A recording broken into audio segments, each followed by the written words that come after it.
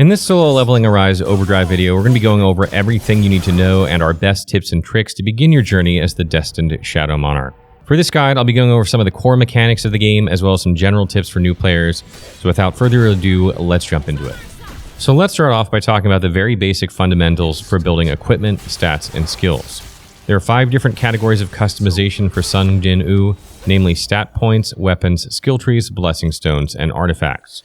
Every time you level up, you'll gain 5 stat points, which you can spend on either strength, vitality, agility, intelligence, or perception.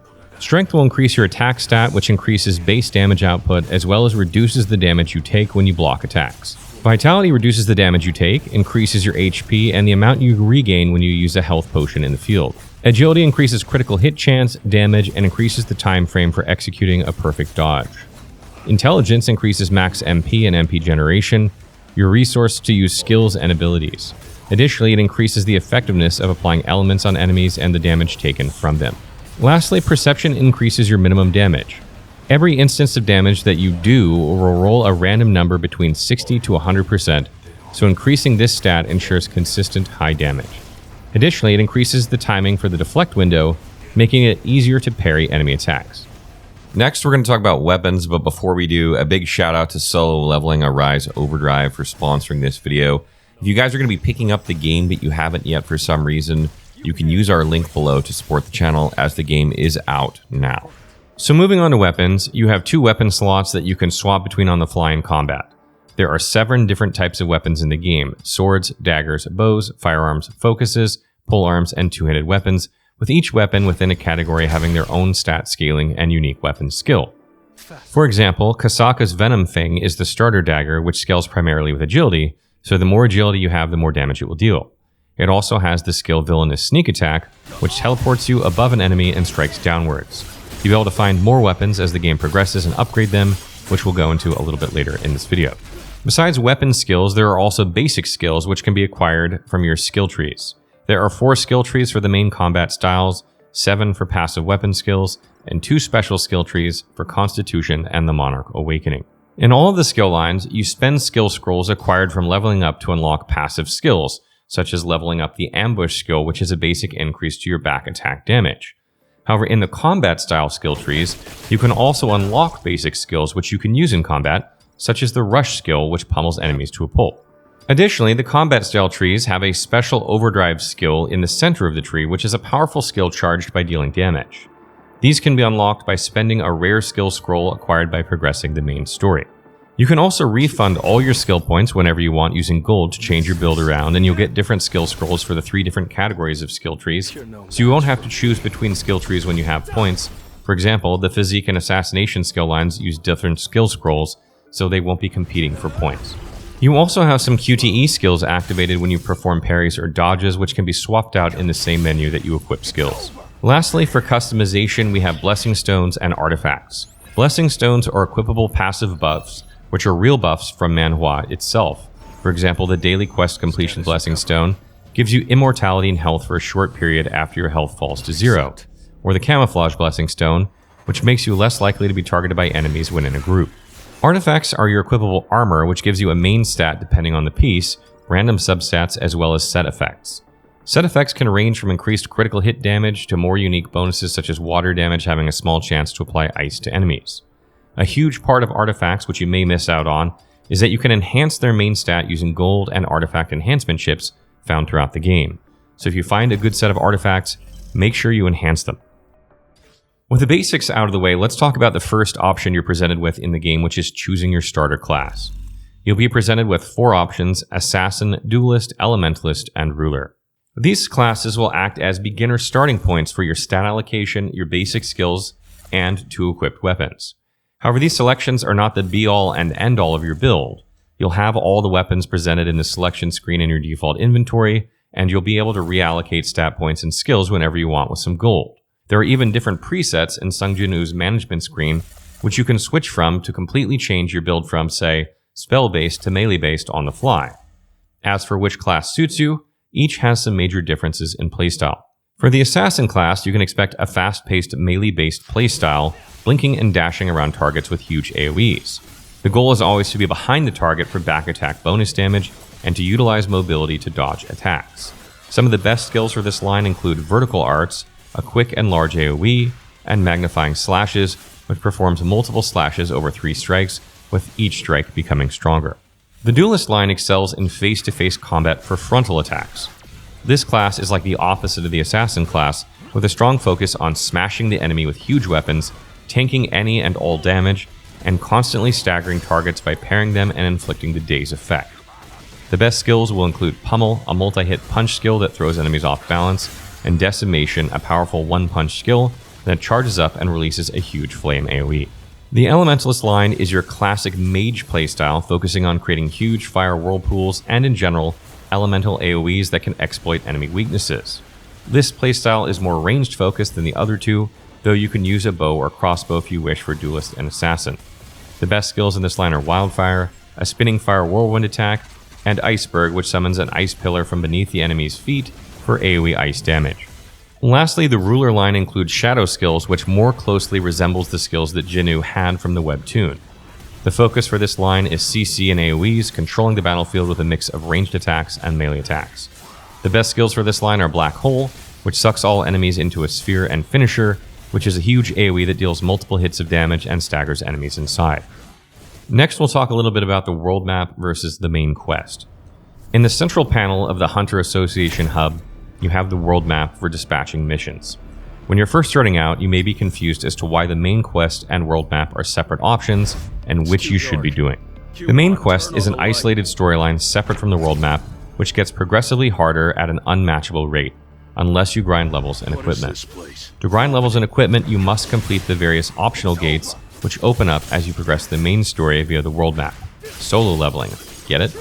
In the world map, you'll have a section for each chapter of the main quest you've completed, with each section being home to around 5 repeatable missions that grant you XP, random loot, items, and a variety of different rewards. You can scale the difficulty of each mission to match your level with a 1 to 15 star rating, which can level the enemies up to level 85. You gain special first-time rewards for each difficulty you can clear, so it's encouraged to repeat missions on different difficulties for more efficient resource collection.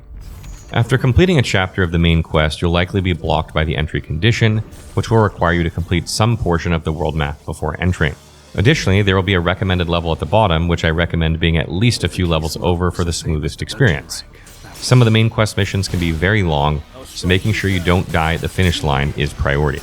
One more personal tip I have for missions is to go for Leroy's special cafe in the corner to buy some drinks every once in a while. These act as special bonuses which can be applied for up to 5 missions for when you're facing particularly tough enemies. Besides Sung Jinwoo, you can recruit and play with or as other hunters in Solo Leveling Universe via a contract mini-game from the Hunter Association Hub. Hunters are necessary in the game since some missions will require you to send out a formation squad without Sung Jinwoo, indicated by a team icon on the world map. You can also equip 3 supporting characters, making it a very helpful mechanic. Recruiting is basically using the currency that you earn in missions to try and roll for hunters without microtransactions. Every 20 minutes you can connect with 3 possible hunter options and choose one of the 3 to begin contract negotiations.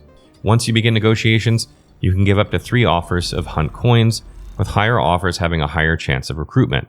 If you fail the offer, you lose a portion of your offer, and if you succeed, you spend all the hunt coins offered and gain the hunter.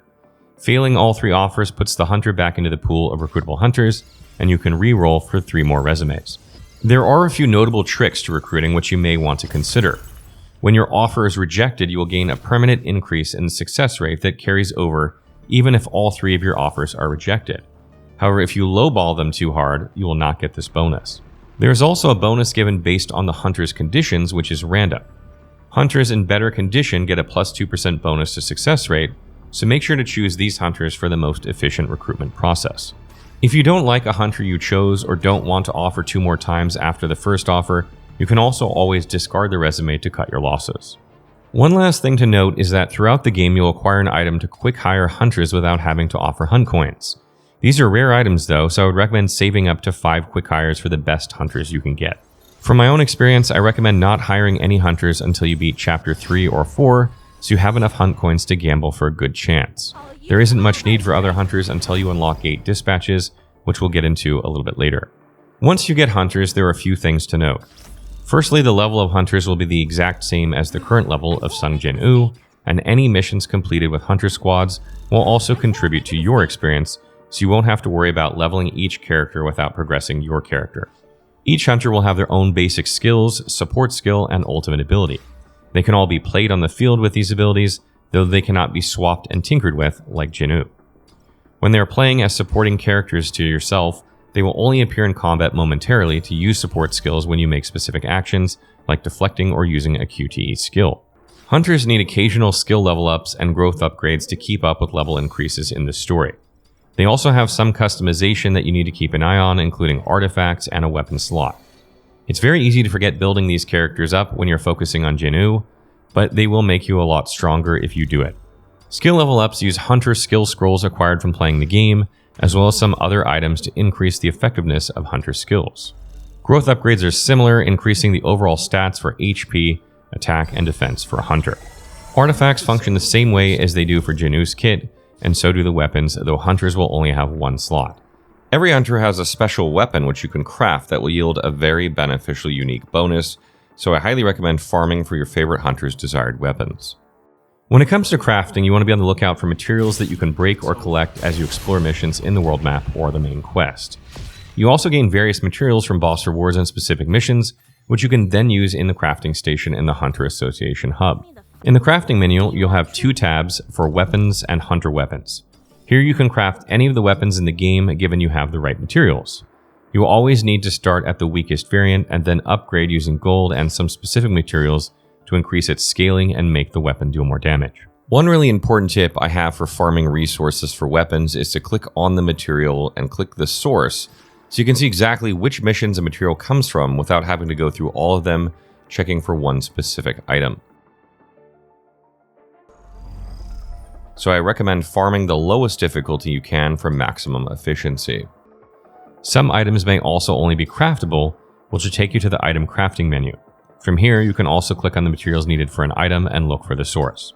In the hunter menu for crafting, there will be icons on weapons that are exclusive to specific characters, so try to aim for crafting weapons for your hunter squad and not random other characters that you are not using. Lastly, to wrap up this guide, let's go over the strike squad consisting of gate dispatching and bounties. This is something you unlock after around chapter 4 and is a great method to passively gain items you need for crafting. In the gate dispatch option, you can find gates that you can purchase with gold and dispatch teams of hunters to complete them. After you complete a set amount of missions specified by the gate will be completed and will give you specific rewards. It's important to note that when you dispatch your hunters to gates, you won't lock yourself out of using them in missions, so you can go ahead and send your strongest hunters to gates while using them on the world map as you explore. With enough hunters, you can buy up tons of gates to fully maximize the efficiency for gathering crafting materials, so I highly recommend buying up cheap hunters and recruiting once you unlock this feature. You also have bounties in the strike squad which give you special rewards for hunting specific bosses on the world map. Again, this is a great method to maximize the reward for your mission, so make sure you take these when you can. So that wraps up our video on solo leveling Arise Overdrive. I hope it gave you some helpful tips to get on with the game and get you started. This is a game that does have a lot of customization in terms of what your character can do inside of combat with stats and things like that. And it's not super complicated compared to maybe some other games out there, but it can be a bit overwhelming at the beginning of the game. So I hope this will give you a better idea of things to focus on and what to look out for. Again, if you haven't picked up solo leveling Arise Overdrive yet and you're planning on doing it, but you've just been dragging your feet for some reason, you can use our link below to support the channel as the game is currently out.